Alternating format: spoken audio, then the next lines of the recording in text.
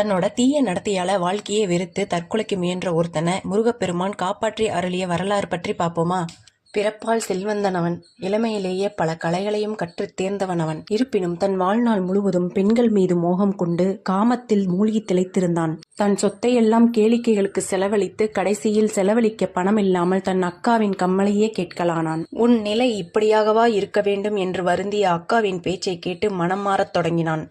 தீய பழக்கங்களினால் தன் சொத்தையெல்லாம் இழந்து இறுதியில் நோய்வாய்ப்பட்டு கிடந்தவனை தன் மனைவியே வெறுத்து ஒதுக்கியதை எண்ணி வருந்தினான். விரக்தியான அவன் திருவண்ணாமலை கோபுரத்திலிருந்து கீழே குதித்து இறந்துவிட முயன்ற போது முருகப்பெருமான் அருளினால் உயிர் பிழைத்தான். உன் பிறவிக்கடனே என் பெருமை பாட என்று கூறி சரவண பவ என அவன் நாக்கில் எழுதினார் முருகன். அன்று முதல் புதுவாழ்வு பெற்று முருகப்பெருமானின் அருளை பாடத் தொடங்கிய அந்த மகானின் பெயர் தெரியுமா? முத்தை தரு பத்தி திருநகை என்று பாடிய அருணகிரிநாதரே அவர். இந்த வீடியோ உங்களுக்கு பிடிச்சிருந்தா என் சேனலை சப்ஸ்கிரைப் பண்ணி அப்படியே இந்த வீடியோக்கு ஒரு லைக் போடுங்க. தேங்க்யூ.